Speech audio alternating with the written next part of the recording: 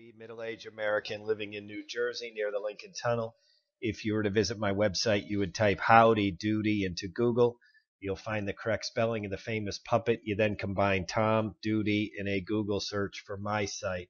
From the book Second Chance, Zbigniew, Brzezinski, excerpts about each of three American presidents, George H.W. Bush, William Clinton, George W. Bush. Beginning, George H.W. Bush. In brief, George H.W. Bush's greatest shortcomings was not in what he did, but in what he did not do. He left office enjoying unprecedented global respect. He earned it. But as a global leader, he did not seize the opportunity to shape the future or leave behind a compelling sense of direction. The historic moment called for a grand vision for the world at large and for decisive U.S. political intervention in the Middle East.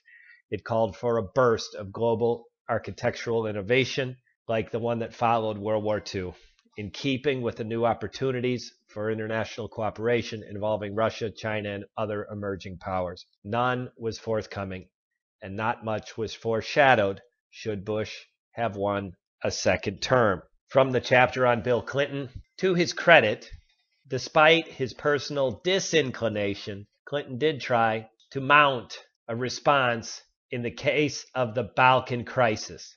In the end, he was successful. Unfortunately, that cannot be said for Somalia and Rwanda.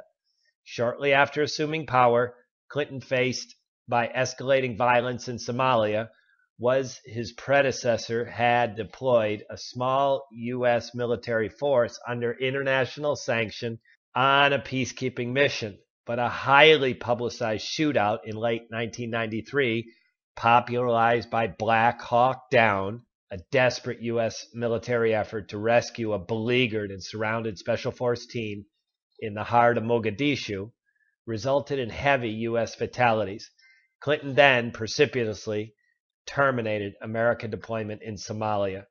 The contrast between U.S. involvement in the former Yugoslavia and its reticence in Africa was not lost on others. From the chapter on George W. Bush, most important of all, the war had discredited America's global leadership. This is the war in Iraq. America was able neither to rally the world to its cause nor decisively prevail by use of arms. Its actions have divided its allies, united its enemies, and created opportunities for rivals and ill-wishers. The world of Islam has been stirred into bitter hatred.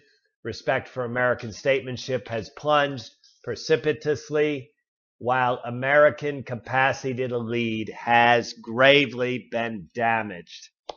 This has been Tom Duty, middle-aged American living in New Jersey near the Lincoln Tunnel. If you were to visit my website, you would type howdy doody into Google.